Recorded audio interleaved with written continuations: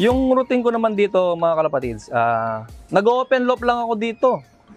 Hindi ako nagpo-force fly. Basta anong gusto na lang mga ibon ko lumipad, kusa lang silang lumilipad kasi safe naman sila. Unang-una nasa taas yung loop ko, tapos walang pusa o walang aberya na madidisgrasya yung ibon. Kaya ginagawa ko, mag-aapon silang open loop. Tapos pagpapakainin ko sila, open loop na naman. Pero hindi ko tinatanggal yung grits. Kasi baka magputik sila, magasikan. Kasi yung inahanap ng ibon. Kaya ginagawa ko, nag-open loop lang ako. Yun lang yung sistema ko dito. Lalo na pag proper race.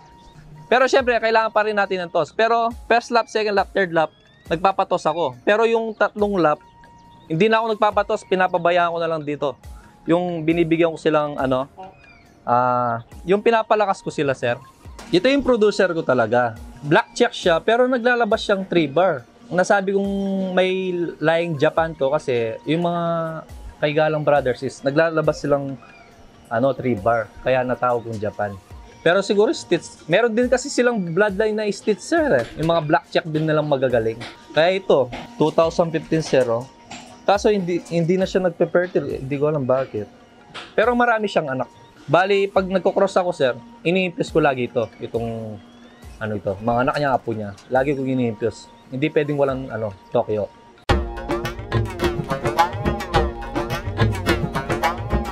Sakto lang yung speed nila, 1,000, lap, 1,000. Pero pag dumudulo, sir, doon sila umi-speed eh.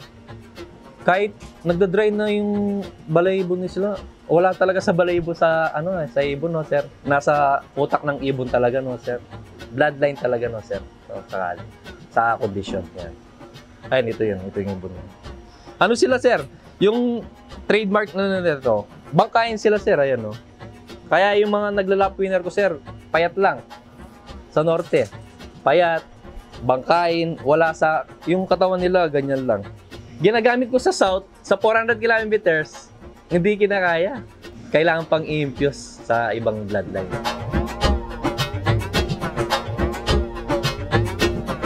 Ito yung mga tinatawag kong bloodline na Tokyo. Kasi naglalabas silang 3 bar, sir. Ayan.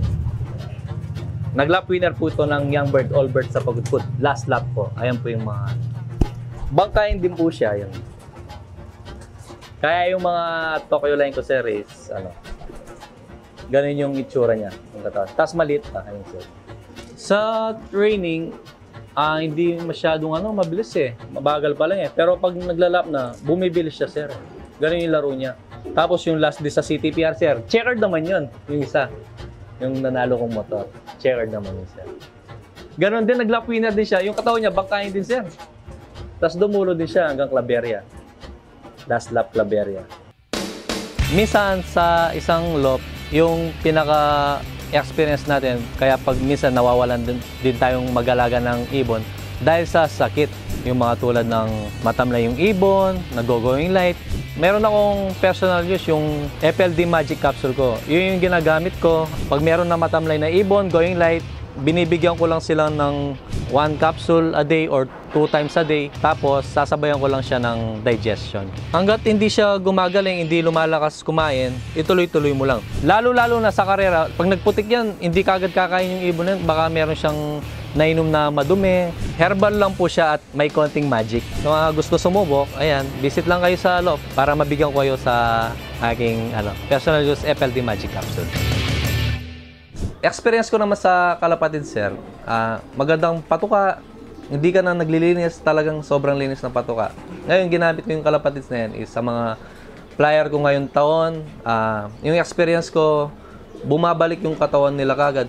Ayun, magandang resulta naman, sir. Nakapagpauwi tayo ng Masin Leyte. Papakita ko sa inyo yung Masin Clagger natin. Hindi ko lang may itlog na. Wala kasing pares pa eh. Bibigyan ko itong pares to. Gusto ko yung pang din. Pang long distance din. Ayan, sir. Napakaliit lang ng ibon. Ito yung Masin Clagger ko.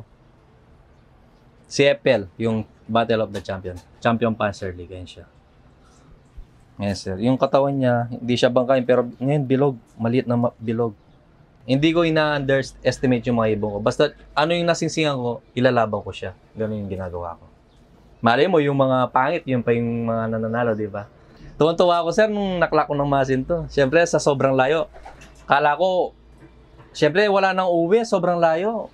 Hindi ko in-expect na uwi pala siya. Ayun, natuwa ako sa kanya. Ganito yung ginawa ko. Hindi ako nagpa-flashing. Ginagawa ko lang yung antibacterial, yung honey sa kabaong. Di ba, antibacterial ba yun, sir? Na-research ko, yun lang yung pinapakain ko tuwing Monday.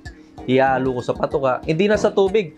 Kasi pag ilalagay mo sa tubig yon, hindi nila iinumin masyado. Ngayon, nilalagay ko sa patuka para ma-absorb sa katawan nila. Titignan ko lang yung ibong ko kung sino lang ipa-flashing ko. Ganun yung ginagawa ko, sir. Dati ako nagmi-midtos, kaso syempre na busy na tayo. Ginagawa ko, pinapasakay ko na lang sa mga truck. Ganun yung ginagawa ko. O kaya sa mga kaibigan ko, yung mga nagtotos.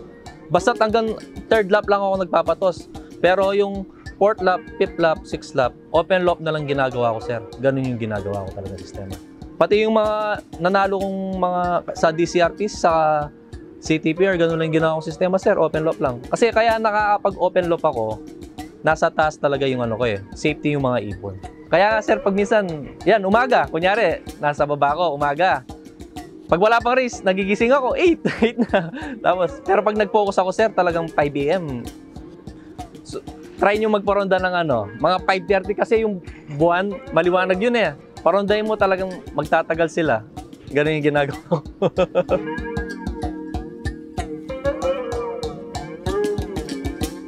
Nung sa South nun, talagang tinatsagaan ko. 5 AM, lalabas ko lang sila dito, sir. Yan, open loop ko sila. Para yung masanay sila sa gabi, sir. Baka makatulong sa kanila yun. Ganun yung ginawa ko. Gabi pa lang, alam nila yung gagawin nila. Pag sinag pa lang ng araw, aalis na sila. Pag alam kong maliwanag ng konti, bubugawin ko sila, sir. Lilipad dyan, matagal. Hanggat walang araw, hindi magdadive sa ano ko. Ganun yung nangyayari. Nagpapasalamat pala ako kay paring Roland Guevara, yan. SFU DCRTC President, yan. Maraming salamat sa iyo, par. At totally kay paring June Aguas, yan. Thank you din sa iyo. At lalo na kay LH, yan. Isang kidem, kaya nanalo tayo sa Masin Leyte Lap. Kaya nakapagpauwi tayo. Meron tayong nakuhang clue sa kanya, okay, na para manalo tayo.